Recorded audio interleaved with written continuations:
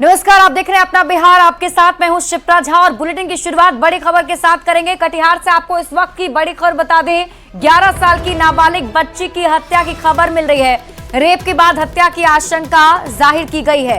मकई के खेत में बच्ची का शव मिला है और बच्ची का शव मिलने के बाद से इलाके में सनसनी फैल गई।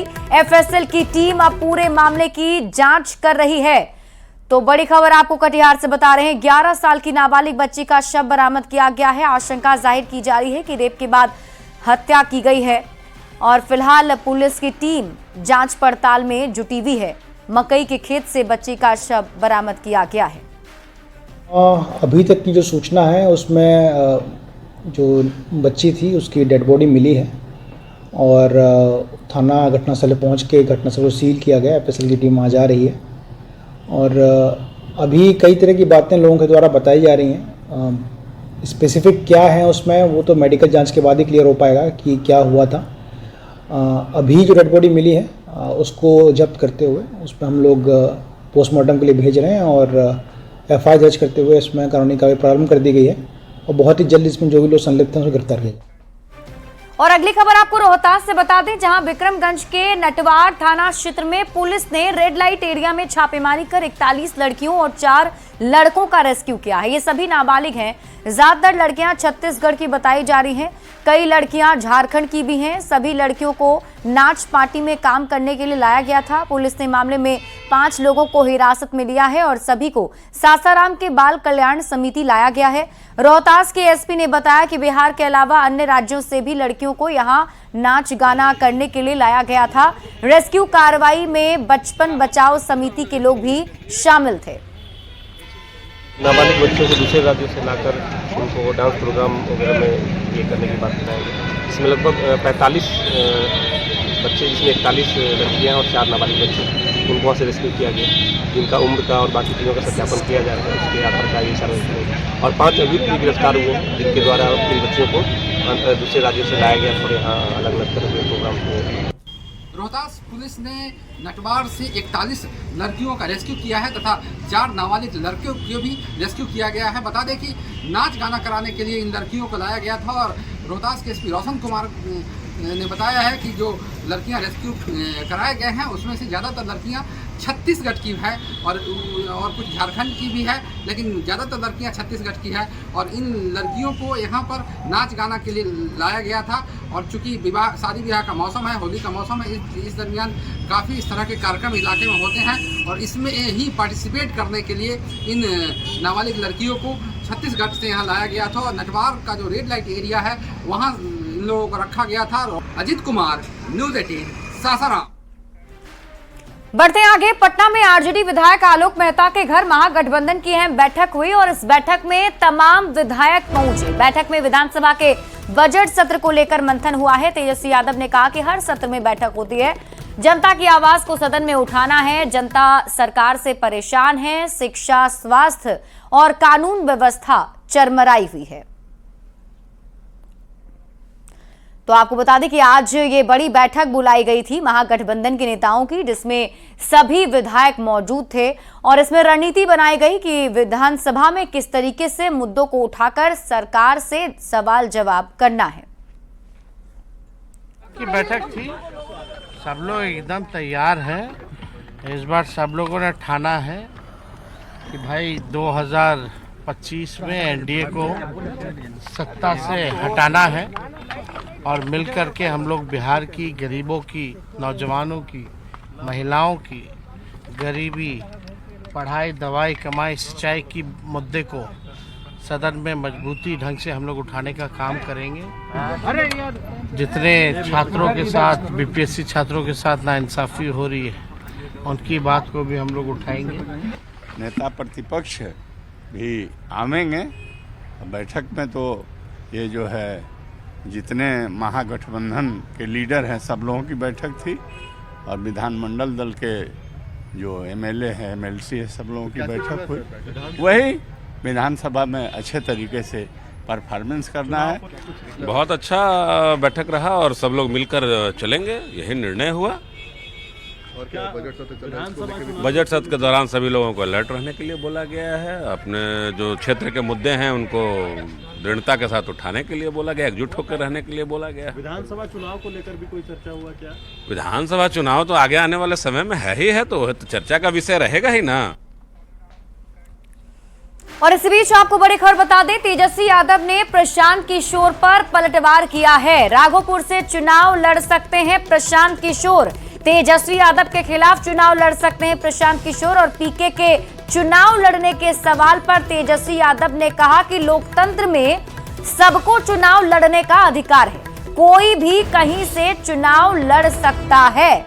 तो तेजस्वी यादव से जब सवाल पूछा गया कि प्रशांत किशोर राघोपुर से चुनाव लड़ने की बात कह रहे हैं, तो उन्होंने कहा कि लोकतंत्र में कोई भी कहीं से चुनाव लड़ सकता है। भाई चुनाव लड़ने का अधिकार सबको, सब आए लड़े, अच्छी बात है। बोलिए ना भाई, चुनाव लड़ने का अधिकार सबको, सब आए लड़े, अच्छी बात है। वहीं डिप्टी सीएम विजय कुमार सिन्हा ने अमित शाह से मुलाकात की और बिहार में मंत्रिमंडल विस्तार के बाद ये उनकी औपचारिक मुलाकात थी। विजय सिन्हा बजट सत्र के बीच में ही दिल्ली आए हैं। अमित शाह से मुलाकात के बाद विजय सिन्हा ने कहा कि अमित शाह से मार्गदर्शन प्राप्त कर नई ऊर्जा मिलती है। पथ निर्माण विभाग के बदले कृषि विभाग मिलने पर विजय सिन्हा ने कहा कि उन्हें कृषि जैसा अहम विभाग मिला है। ये जिम्मेदारी आने वाले दिनों में रंग दिखाएगी। बिहार के डिप्टी सीएम विजय सिन्हा से। विजय सिन्हा जी, आप दिल्ली दौरे पर हैं, आपकी मुलाकात हुई केंद्रीय गृह मंत्री अमित शाह से और पूर्व राष्ट्रपति रामनाथ कोविंद से भी आपने मुलाकात की। अमित शाह से क्या बातचीत हुई? देखिए, शिष्टाचार मुलाकात जब पर दिल्ली आते हैं, जिन समय लेते हैं और समय मिलता है, तो हम लोग निश्चित तौर पर उनके सानिध्य को प्राप्त करते हैं, उनसे मार्गदर्शन प्राप्त करते हैं और एक नई ऊर्जा भी मिलती है बड़े नेताओं का, उनके अनुभव का। एक बड़ा सवाल है, चूंकि आपका विभाग बदला गया, जो रिशफल हुआ उसमें कृषि विभाग की जिम्मेदारी मिली, आपका पथ निर्माण विभाग आपसे लिया गया, उसको लेकर के क्या कोई चर्चा हुई है केंद्रीय नेतृत्व से अमित शाह से?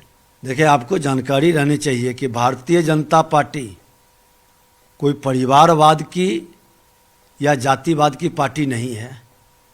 हमारा सामूहिक नेतृत्व, चाहे वो जिला स्तर पर हो, राज्य स्तर पर हो, केंद्र स्तर पर हो, जो भी निर्णय होता है लोग स्वीकार नहीं करता है, स्वागत करता है।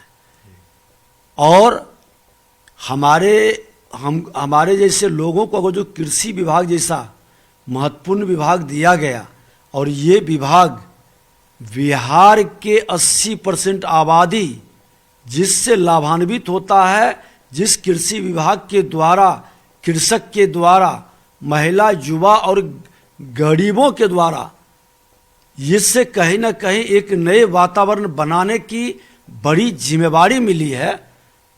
ये जिम्मेवारी आने वाले दिनों में अपना रंग दिखाएगा। चलिए, बहुत बहुत धन्यवाद। तो ये थे बिहार के deputy CM Vijay Sinha. Cameraman अपू पाठक के साथ अमितेश सिंह, न्यूज 18 दिल्ली। और देखिए, बाबा बागेश्वर पंडित धीरेन्द्र कृष्ण शास्त्री की गोपालगंज के रामनगर मठ में हनुमंत कथा शुरू हो चुकी है। 5 दिनों तक चलने वाले हनुमंत कथा में बड़ी संख्या में लोग पहुंचे हैं। बिहार के अलावा यूपी, नेपाल से भी लोग कथा सुनने के लिए पहुंच गए हैं। पहले दिन हनुमान जी की आरती के साथ कथा शुरू हो गई है। गोपालगंज के रामनगर मठ से धीरेन्द्र शास्त्री के हनुमंत कथा का जायजा लिया है न्यूज 18 संवाददाता गोविंद कुमार ने। वाले बाबा पंडित धीरेन्द्र कृष्ण शास्त्री आज रामनगर मठ में पहुंच चुके हैं और मंच से उनके कथा भी प्रारंभ हो चुका है। इस वक्त ये रामनगर मठ की तस्वीर है और राम जानकी मठ में किस तरह से हनुमत कथा को सुनने के लिए जो श्रद्धालु हैं वो पहुंचे हुए हैं। काफ़ी संख्या में यहाँ पर श्रद्धालुओं की जो भीड़ देखी जा रही है, खासकर जो महिलाएं हैं वो कई राज्यों से होकर यहाँ पर पहुँची हुई है। बिहार के अलावा यहाँ पर उत्तर प्रदेश, नेपाल से भी काफ़ी संख्या में जो श्रद्धालु हैं वो पहुँचे हैं। और ये मंच की तस्वीर है जहाँ पर धीरेन्द्र कृष्ण शास्त्री इस वक्त अपने मंच पर कथा जो है वो शुरू कर चुके हैं। 5 दिनों तक पंडित धीरेन्द्र कृष्ण शास्त्री की हनुमान जी की यहाँ पर कथा चलेगी और 8 मार्च को दिव्य दरबार भी लगेगा। जो श्रद्धालु हैं इनसे भी हम बात करने की कोशिश करते हैं कि हनुमान 1 लाख से ऊपर चल रहे हैं, 2 लाख से ऊपर। 2 लाख से ऊपर भीड़ है यहाँ पर। हाँ, क्या कहेंगे आज बाबा? बहुत खुशी की बात है। बागेश्वर धाम बाबा आए हैं। बिहार में सनातन धर्म में बनना चाहिए। नगर तमकुही रोड से। क्या कहेंगे आज आप कथा का? बहुत अच्छा लग रहा है। परिवार के साथ आए हैं? बहुत बढ़िया, बिहार में क्या बात आप कहाँ से आए हैं? जगतौली से। हाँ, बाबा का आगमन हुआ है, बड़ी सौभाग्य की बात है कि सभी दर्शकों आए और बाबा का कथा का लाभ उठावें। बिंदु देवी। ये तमाम श्रद्धालु हैं जो काफ़ी उत्साहित हैं और ये कथा जो है 10 मार्च तक चलेगा और 8 मार्च को दिव्य दरबार का भी आयोजन होगा जिसमें श्रद्धालुओं की पर्चा खोले जाएंगे। Govind Kumar, news 18, Gopalganj. Art of living के संस्थापक और आध्यात्मिक गुरु श्री श्री रविशंकर पटना पहुंचे हैं। श्री श्री रविशंकर डिप्टी सीएम सम्राट चौधरी के आवास पहुंचे और इस दौरान सम्राट चौधरी और उनके पिता शकुनी चौधरी ने श्री श्री रविशंकर का स्वागत किया। बिहार की तारीफ करते हुए श्री श्री रविशंकर ने कहा कि बिहार आगे बढ़ रहा है, बिहार बदल रहा है। उन्होंने कहा कि बिहार आकर उन्हें अच्छा लगा, उन्हें लगा कि वो घर लौट आए हैं। रविशंकर ने बिहार के युवाओं को दमदार बताया। श्री श्री रविशंकर 5 दिनों के बिहार दौरे पर आए हैं। रविशंकर पटना के गांधी मैदान में 7 मार्च को महासत्संग में हिस्सा लेंगे और उसके बाद गया, औरंगाबाद, भागलपुर, मुंगेर और खगड़िया में भी महासत्संग करेंगे। फिर तो बिहार के युवा तो बड़े दमदार है, तो युवा में बहुत जोश है और अडेप्टेबल, एडजस्ट करते हैं कहीं भी जाके। तो वो युवा फोर्स को तैयार करना वो एक है और भी कार्यक्रम है पूरा। मुझे बहुत अच्छा लग रहा है, जैसे वापस घर लौट के आए ऐसा लगता है। ऊर्जा विभाग के पूर्व प्रधान सचिव संजीव हंस पर मुखिया महासंघ ने अब एक और बड़ा आरोप लगाया है और उच्च स्तरीय जांच की मांग की है। मुखिया महासंघ के प्रदेश अध्यक्ष मिथिलेश कुमार राय ने घटिया क्वालिटी की चाइनीज सोलर लाइट के नाम पर एजेंसी से मिलीभगत का आरोप लगाया। मिथिलेश कुमार ने कहा कि राज्य की सभी पंचायत में ब्रेडा के द्वारा इम्पेल्ड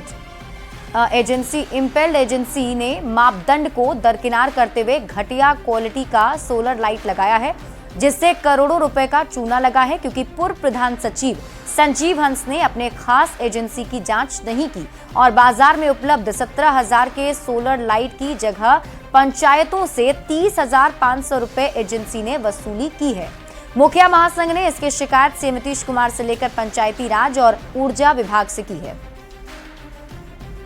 और पूरी तरह ग्राम पंचायतों में जितने भी सोलर लाइट लगाए जा रहे हैं वह चाइनीज माल है और चाइनीज प्रोडक्ट्स को जिस प्रकार से लगाया जा रहा है कहीं भी कोई इम्बॉस किया हुआ नहीं है और न ही कोई किसी चीज का वारंटी पेपर जो सोलर स्ट्रीट लाइट लगाया जा रहा है जबरन दबाव बना के लगवाया जा रहा है उसमें कहीं कोई इम्बॉस किया हुआ लोगो नहीं है, वह सीधा स्टिकर सटा हुआ है और जबरन भुगतान कराने का प्रयास किया जा रहा है। क्रय विक्रय में भी गड़बड़ी हुई है? एकदम क्रय विक्रय का भी मामला जब इसमें था, हमने तो शुरू से भी कहा था कि यह सोलर स्ट्रीट मार्केट में 17,500 में जो कई अखबारों कई माध्यमों से जानकारी भी हम मिला था, सरकार को भी मिली हुई है कि 17,300 को 33,000 में लगाने का काम किया गया है, 30,000 में लगाया जा रहा है।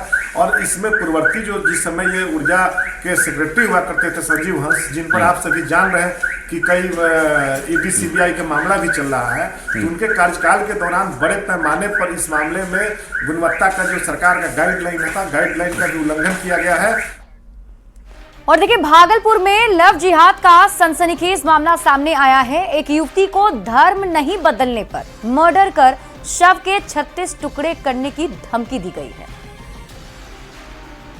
आंखों में खौफ और मास्क के पीछे छिपे चेहरे पर शिकन।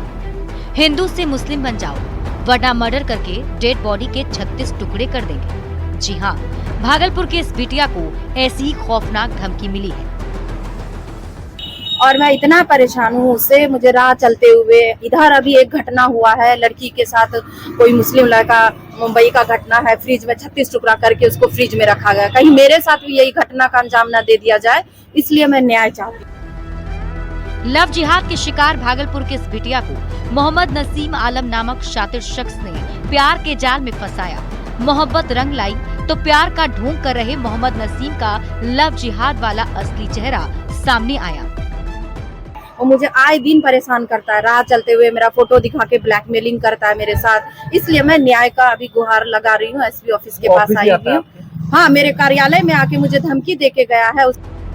निबंधन कार्यालय में काम करने वाली इस बिटिया के सिर से पिता का साया उठ चुका है। मोहम्मद नसीम आलम ने उसके भोलेपन का फायदा उठाया। प्यार के जाल में फंसते ही उससे रकम ऐंठने लगा। हद तो तब हो गई जब वो धर्म बदलने के लिए धमकी देने लगा। मैं अपना धर्म परिवर्तन कभी नहीं करना चाहती हूँ। मैं अपने धर्म से जुड़ी हूँ, हिंदू धर्म की हूँ और मैं उससे बहुत प्यार करती हूँ। ये कभी नहीं चेंज करूंगी। उससे काफी डर लग रहा है और उससे मुझे बहुत ज्यादा डर लगता है। मैं ऑफिस जाती हूँ तो मुझे डर लगता है। लव जिहाद की शिकार ये बिटिया अब कहाँ जाए? इस बिटिया को कहाँ से मिलेगा न्याय? भागलपुर पुलिस लव जिहाद करने वाले मोहम्मद नसीम आलम को कब करेगी गिरफ्तार? आशीष रंजन, न्यूज़ 18, भागलपुर। और फिलहाल इस बुलेटिन में अभी के लिए